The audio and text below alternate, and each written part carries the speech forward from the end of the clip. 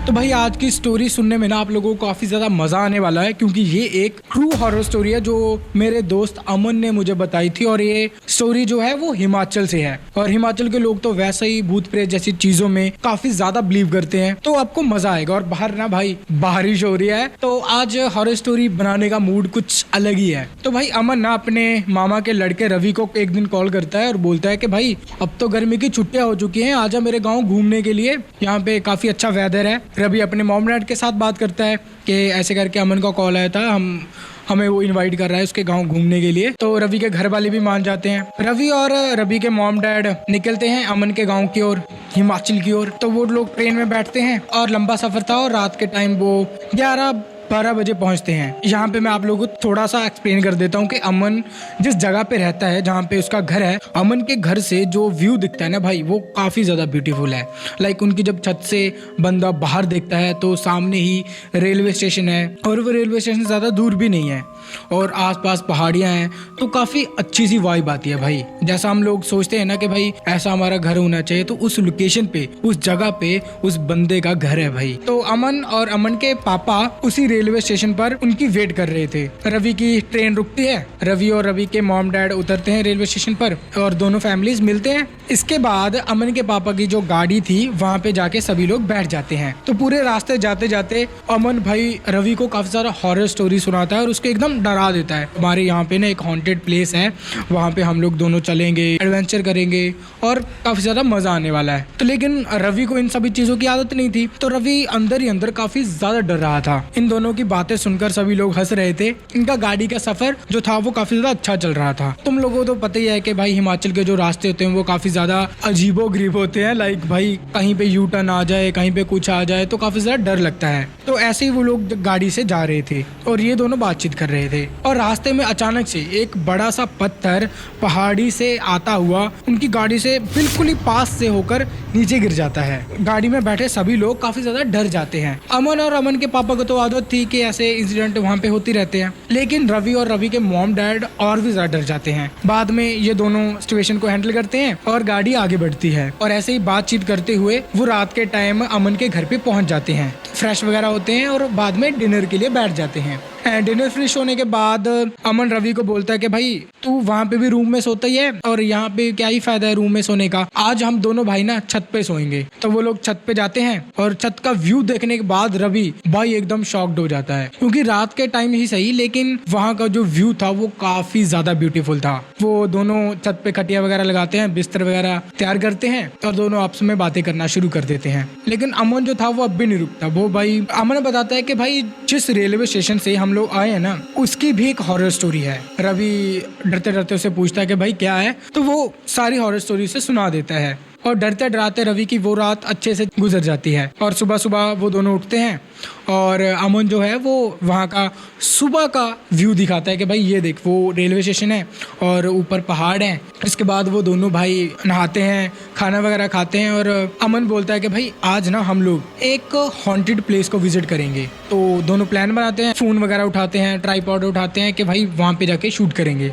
तो उस railway station के पास ही ना एक हॉन्टेड स्कूल था जो उस गांव में काफी ज्यादा फेमस था। तो ये दोनों वहाँ पे जाते हैं, और अपना कैमरा वगैरह तो इन्होंने ले ही रखा था, फोन उठाते हैं और रिकॉर्डिंग वगैरह करना शुरू कर देते हैं।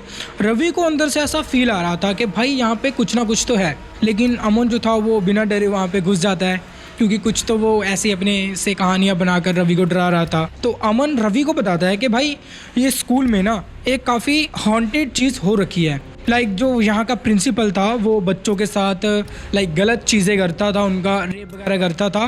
तो इसके बाद जब गांव वालों को पता चला कि भाई वहाँ का प्रिंसिपल कुछ ऐसी हरकतें कर रहा है, इसके बाद जो गांव वाले थे उन्होंने प्रिंसिपल को काफ़ी ज़्यादा मारा पीटा, और उसी के रूम में बंद करके पूरे स्कूल को आग लगा दी, और जो वो प्रिंसिपल था वो उसी स्कूल में जलकर मर गया। तो इसके बाद वहाँ पे ना काफ़ी सारी हॉन्टेड चीज़ें होने लगी, काफ़ी सारे लोग वहाँ पे आते थे, और अजीब सी वाइब उन्हें महसूस होती थी कि वो लोग लाइक सुसाइड अटेम्प्ट कर लें। कुछ ऐसी चीज़ें उस प्लेस पे लोगों को महसूस होती थी, जो कि इस टाइम रवि को भी हो रही थी। लेकिन अमन जैसे तैसे रवि को समझाता बुझाता है और अपने घर वापस ले आता है। वो दिन अच्छा रहा, दोनों को अच्छा मज़ा आया और रिकॉर्डिंग वगैरह उन्होंने की थी। और इसके बाद क्या होता है कि रात होती है। रात के टाइम दोनों भाई छत पे सो रहे थे और स्काई का भी अच्छा खासा व्यू था। तो रात के टाइम रवि जब वॉशरूम जाने के लिए उठता है तो वो देखता है जो रेलवे स्टेशन है वहाँ की जो लेन है वहाँ पे एक सफ़ेद साड़ी में एक औरत काफ़ी तेज़ भगी जा रही है। तो उस चीज़ को देखने के बाद रवि एकदम से सुन्न पड़ जाता है। उसको समझ में नहीं आ रहा था कि वो इस चीज़ को प्रोसेस कैसे करे। इसके बाद वो देखता है कि वही सेम लड़की एक लड़के को नीचे उस पटड़ी पे लेटा रखा है और चाकू से उसके गले पर एकदम से वार करती जा रही है। और जब वो ध्यान से देखता है तो उसे लगता है कि भाई ये उस लड़के ने कपड़े पहन रखे हैं, वो जाने पहचाने से लग रहे हैं। उसे लगा कि भाई ये तो अमन लग रहा है। रवि को लग रहा था कि वो अमन की डेड बॉडी है जिसे वो चाकू मार रही है। तो भाई वो काफ़ी ज़्यादा डर जाता है और डरने के बाद वो किसी को कुछ नहीं बताता, चुपचाप जाके सो जाता है। और जब अगले दिन की सुबह होती है तो वो पूरी स्टोरी अमन को बताता है कि भाई ऐसे ऐसे करके ना मेरे साथ ये चीज़ हुई है।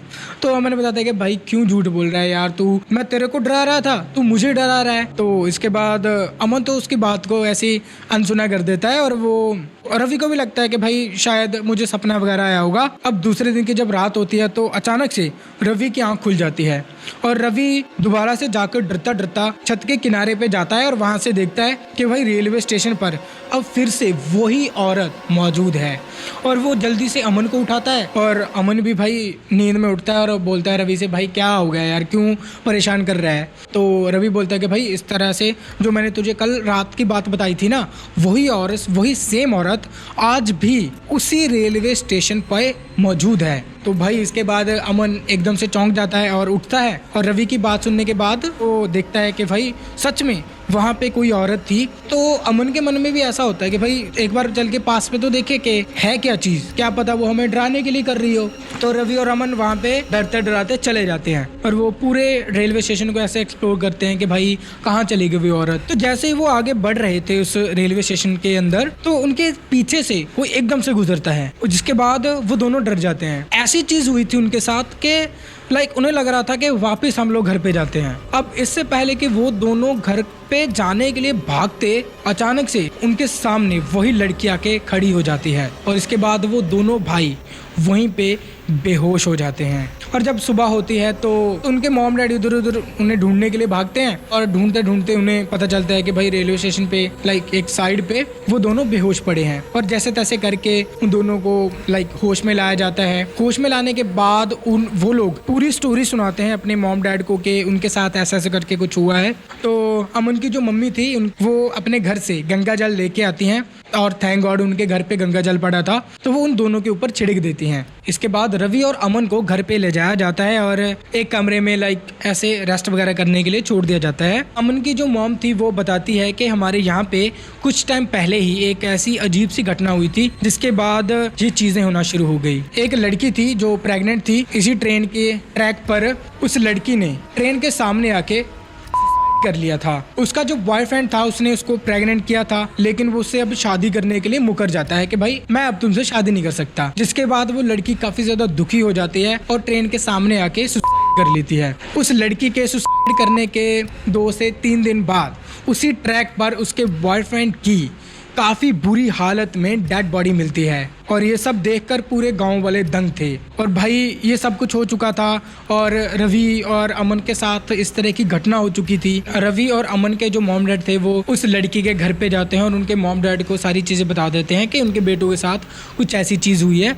तो वो अपने घर में उस लड़की की आत्मा के लिए कुछ यज्ञ वगैरह करवाएं और उसे उसकी आत्मा को मुक्ति मिल जाए। तो ऐसा ही होता है, उसके मॉम डैड घर में पूजा वगैरह करवाते हैं और उस लड़की की आत्मा को मुक्ति मिल जाती है। होपफुली इसके बाद उनके साथ कोई भी ऐसी चीज़ नहीं हुई और वो दोनों भाई पूरा गांव वगैरह घूमते हैं, मस्त एंजॉय करते हैं। और ऐसी स्टोरीज और किसी चैनल पे नहीं मिलेंगी, इसी पे मिलेंगी, तो सब्सक्राइब जरूर कर देना। Thanks for watching.